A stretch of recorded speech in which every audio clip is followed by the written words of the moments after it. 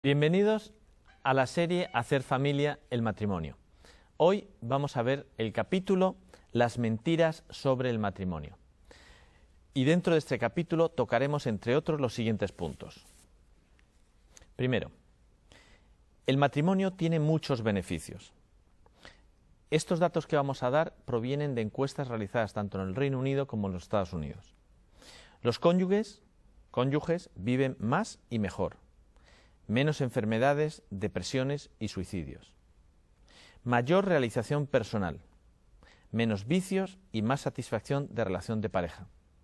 Protección personal y económica. No abusos domésticos y apoyo económico a los necesitados. A todos sus miembros, incluidos hijos, esposos y parte más amplia de la familia, como pueden ser abuelos, tíos, etc. 2. Sin embargo, el Papa Benedicto XVI dice: la Iglesia ve con preocupación el esfuerzo que existe por eliminar la idea cristiana del matrimonio y la familia de la conciencia social. 3. Y último, el matrimonio está siendo presionado debido a la existencia del divorcio exprés, la cohabitación antes del matrimonio y la introducción de nuevos tipos de unión que no tienen ninguna base en la historia, culturas y leyes. Este último punto también era del Papa Benedicto XVI. Sin más, pasemos al coloquio. No se vayan, ahora regresamos.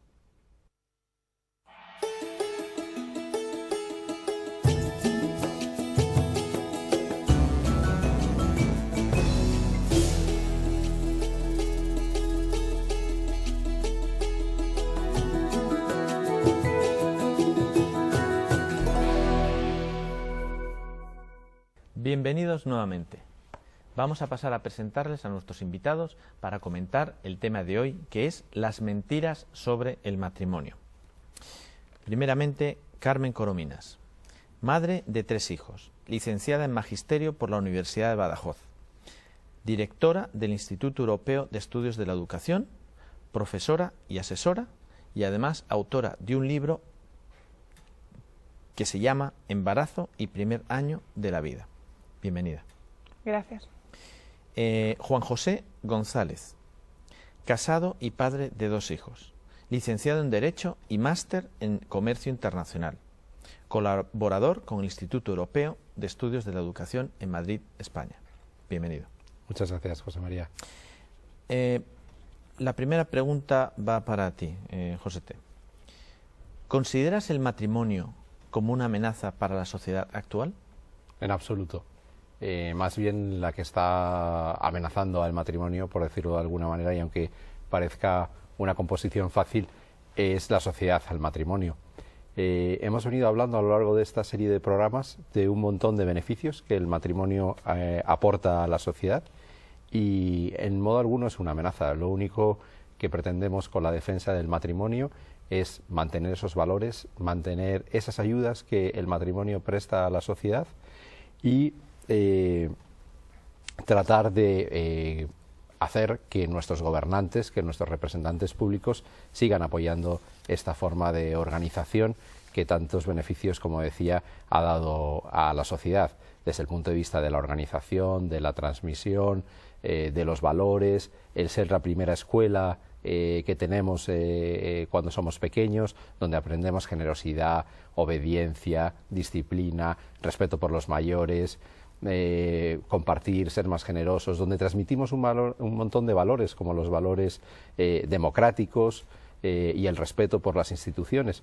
O sea que considero que no es ningún riesgo para la sociedad, al contrario, y que la sociedad debería de poner mucho más empeño en protegerlo.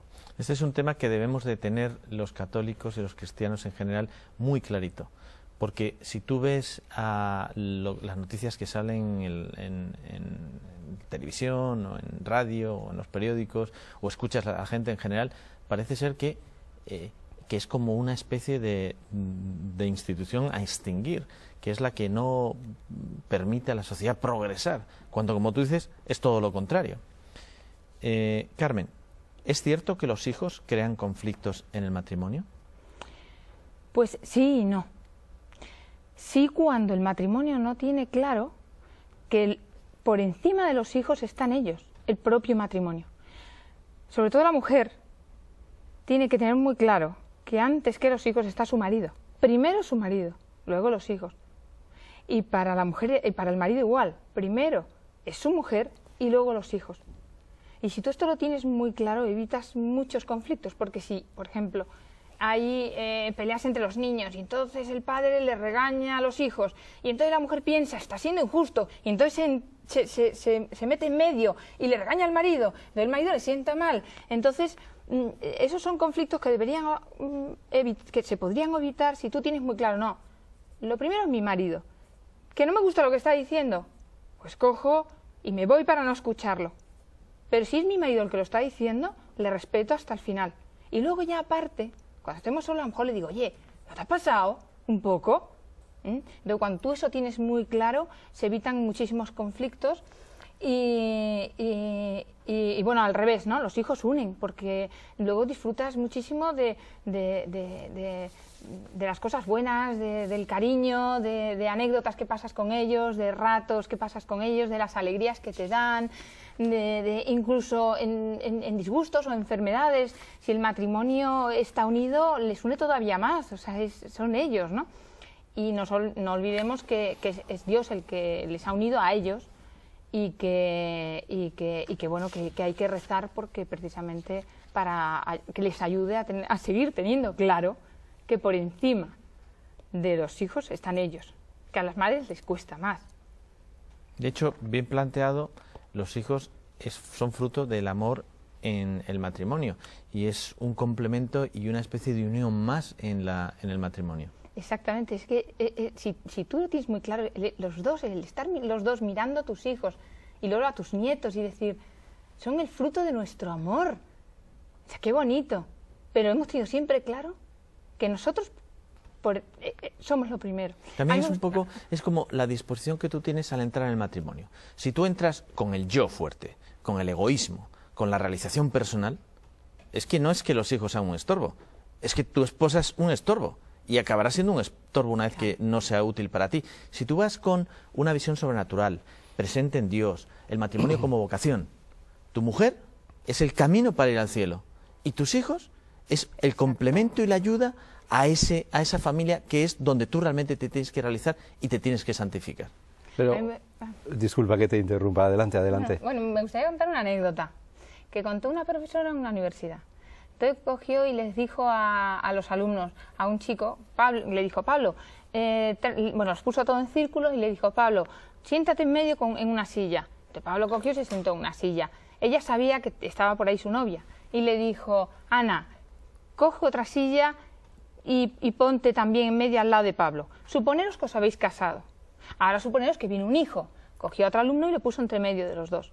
Y suponeros que ahora llega otro hijo y puso a otro alumno por en medio de los dos. Y así hasta 4 o 5, ¿no? alumnos que puso en medio, que eran los supuestos hijos. Y luego decía, ahora Margarita se casa y se va.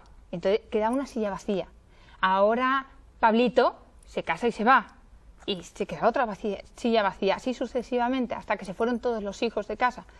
Y entonces al final le decía, bueno, ¿qué veis? Y lo que se veía era Pablo y Ana, todas las sillas en medio. Pablo y Ana estaban muy lejos, porque habían vivido solo para sus hijos, pero se habían olvidado de ellos. Y eran como desconocidos. Y me parece que es un ejemplo que se ve muy claro, ¿no? O sea, hay que cuidar el matrimonio, hay que quererse y estar unidos y compartir tiempo. Muy bien, ¿tú quieres comentar algo? Sí, muy brevemente, solamente comentar que es fundamental, o algo que hemos aprendido, o algo que la propia experiencia nos da, es que cuanto más generosos somos en el matrimonio, más felices somos. En primer lugar nosotros, digamos que sería una postura egoísta, pero es así, y sobre todo estamos haciendo mucho más felices a los que tenemos a nuestro alrededor. Es un poco olvidarse de uno y decir, esta es mi mayor empresa, es a la que le tengo que dedicar más tiempo, y es una empresa por la que merece la pena luchar, ¿no? Entonces, que seamos generosos, que pongamos tiempo y que nos olvidemos un poco de nosotros mismos.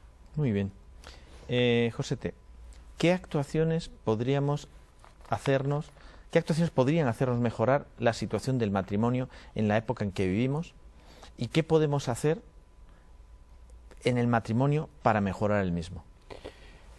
Mira, José María, yo creo que la primera cuestión que tenemos que hacer es rezar más.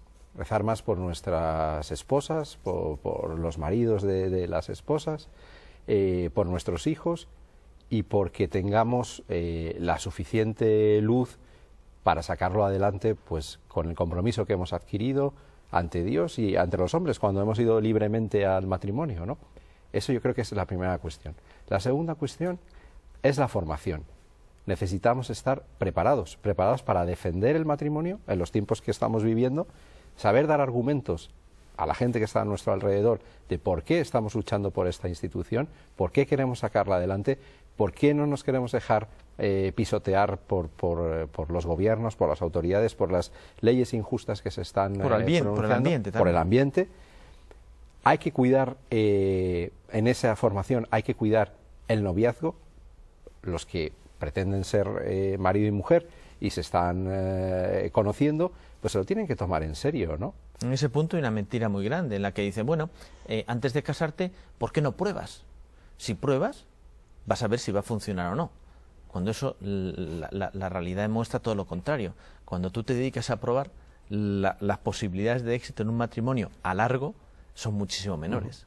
Yo te diría dos cosas que he visto con amigos míos que no han tomado el ejemplo de seguir el matrimonio como nosotros lo consideramos, que han estado viviendo juntos, que de repente deciden dar el paso de casarse civilmente y llevaban 6 años viviendo juntos y a los 3 meses de casarse civilmente se han separado porque les da miedo el compromiso, porque en el fondo sigue existiendo ese egoísmo, ¿no?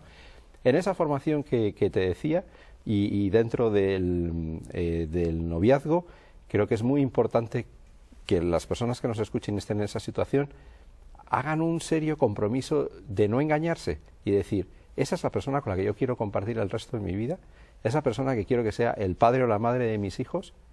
Y te diría una pregunta más allá, ¿me gustaría que mis hijos se casaran con esa persona que yo estoy eligiendo? Creo que eso es muy importante, que no nos podemos engañar con la típica frase, ya le cambiaré, porque he visto un determinado defecto, y después la experiencia nos dice que eso es imposible. Y dice un amigo mío y compañero de trabajo, Juan Romeu, siempre dice un refrán castellano que es muy verídico, que dice que el que yerra al casar ya no tiene más que errar. Y afortunadamente tenemos el noviazgo para saber con quién vamos a compartir el resto de la vida. Siempre después vendrán pequeñas sorpresas, pero si la elección ha sido buena, las cosas van a funcionar. Y te diría, tenemos que cuidar también muchísimo, y con esto acabo, la preparación en los cursillos prematrimoniales, que se hable a los novios verdaderamente de qué les espera, que efectivamente no es el matrimonio un camino de rosas, que tiene muchísimas, pero que entre medias hay dificultades, hay espinas, y lo que tenemos que tener es la preparación y las ganas, la fuerza y el convencimiento y la fe, pues para sacarlo adelante. No, y que nuestros hijos tengan muy claro que, por ejemplo, en la etapa del noviazgo, si incluyes el sexo, lo único que estás haciendo es perjudicando el noviazgo, porque vas a mantener una relación que jamás se tenía que haber mantenido por culpa del apego del sexo. El sexo te tapa la vista y no ves defectos que son claros destructores de un compromiso a largo plazo. Carmen, ahora se habla mucho sobre las diferencias hombre y mujer. ¿Realmente es importante conocerlas?